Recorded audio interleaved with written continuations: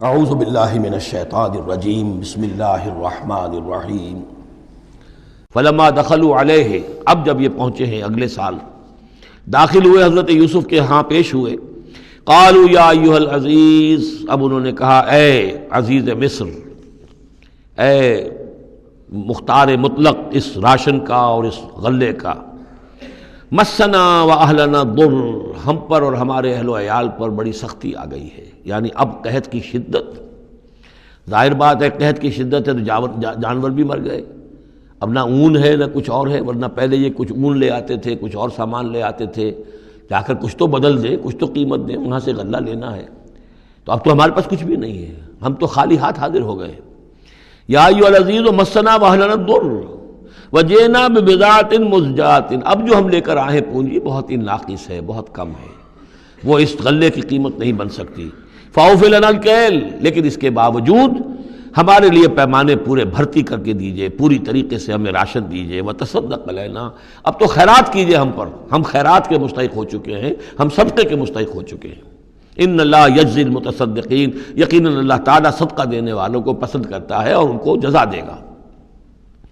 اب یہاں جو ہے یہ آخری بات ہو گئی کہ حضرت یوسف علیہ السلام بھی اپنے بھائیوں کو اس خستہ حالی میں دیکھ کر پھر مزید جو ہے ضبط نہیں کر سکے، اور انہوں نے اپنی آئیڈینٹی ڈسکلوز کی۔ قال هل علمتم ما فعلتم بيوسف واخيه، اب حضرت یوسف پوچھتے ہیں تمہیں یاد ہے کچھ تم نے کیا کیا تھا یوسف اور اس کے بھائی کے ساتھ؟ یہ وہی جو اللہ تعالیٰ نے فرمایا تھا کہ جب وہ جمع ہوئے تھے تو ہم نے وحی کر دی تھی، وَأَوْحَيْنَا إِلَيْهِ لَتُنَبِّئَنَّهُم بِأَمْرِهِمْ هَٰذَا وَهُمْ لَا يَشْعُرُونَ، ایک وقت آئے گا اے یوسف کہ تم یہ ساری بات جتلاؤ گے اپنے ان بھائیوں کو اور انہیں گمان بھی نہیں ہوگا۔ هل علمتم ما فعلتم بيوسف واخيه، کیا یاد ہے کیا کیا تھا تم نے یوسف اور اس کے بھائی کے ساتھ؟ اذ انتم جاہلون، جبکہ تم جاہل تھے، نادان تھے۔ قال انت انک لانت یوسف، اب وہ انہوں نے غور سے دیکھا ہوگا کیا یہ آپ یوسف ہیں؟ قال انا یوسف وھذا اخی، حضرت یوسف نے فرمایا ہاں میں یوسف ہوں اور یہ میرا بھائی بنیامین ہے۔ قد من اللہ علینا، اللہ نے ہم پر بڑا احسان فرمایا ہے۔ انہ من یتق ویصبر فإن اللہ لا یضیع اجر المحسنین، قالوا تاللہ لقد آثرک اللہ علینا وإن کنا لخاطئین، انہوں نے کہا اللہ کی قسم ہے اللہ نے آپ کو ہم پر ترجیح دی ہے، پسند کر لیا ہے، اور یقیناً ہم تھے خطا کار، ہم سے ہی غلطیاں ہوئی ہیں، ہم نے ظلم کیا ہے، ہم نے زیادتیاں کی ہیں۔ قال لا تثریب علیکم اليوم، حضرت اب یوسف علیہ السلام کی وہ جو